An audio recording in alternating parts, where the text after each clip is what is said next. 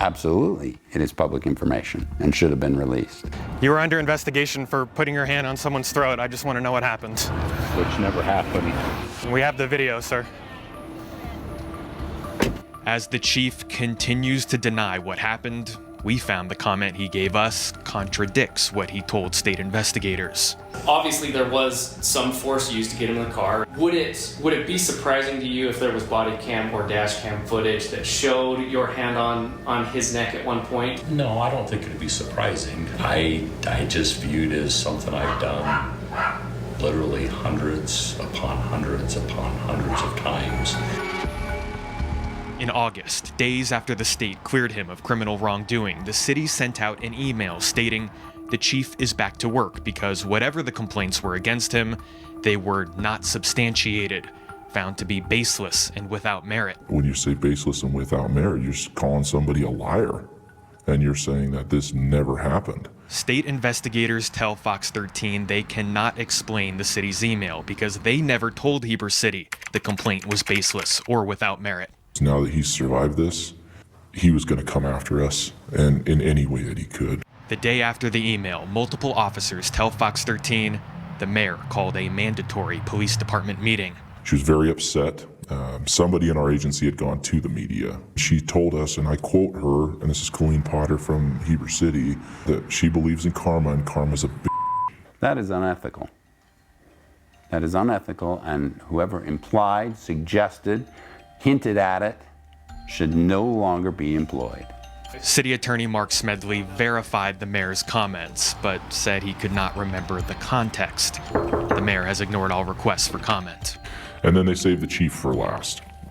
And this guy's angry when he's talking to us. I'm gonna make you guys tell me who did this. I'm gonna make you. And you're gonna do what I tell you. And if you don't, I'm gonna fire you. It seemed very clear to me that the city's reaction to the complaint against the chief was violating Utah law. It was retaliation. Cameron Platt is the attorney representing Sergeant Jason Jarvie, one of the officers who reviewed the body camera video and filed a written complaint.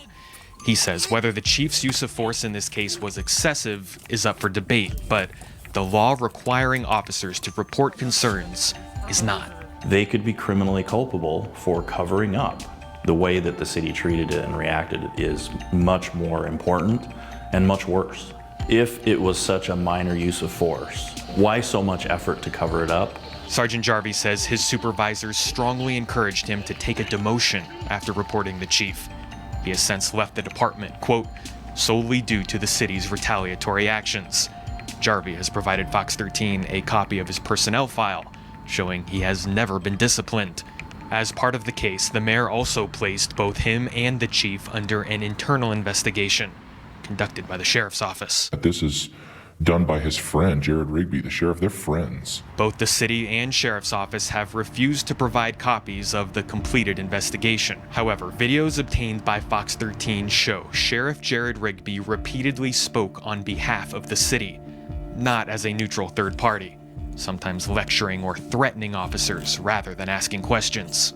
There is no excessive use of force. And so your perception is wrong.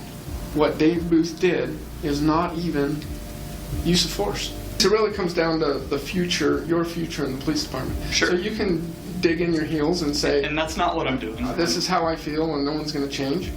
And okay, that's your decision. You just won't get any trusted positions having to do with DT and use of force and sergeant and those kinds of things because you're not willing to learn and be open-minded to it. I cannot believe you would even wander into that area. That is the creation of the thin blue line. Having to do with DT and use of force and sergeant and those kinds of things because you're not willing to learn and be open-minded. That is the creation of the thin blue line. I'm here to tell you right now, they'll never tell on him again. They'll never do anything like that again. This will never happen again in Heber City. This is what's wrong with law enforcement. They'll never do anything like that again. This will never happen again in Heber City. This is what's wrong with law enforcement.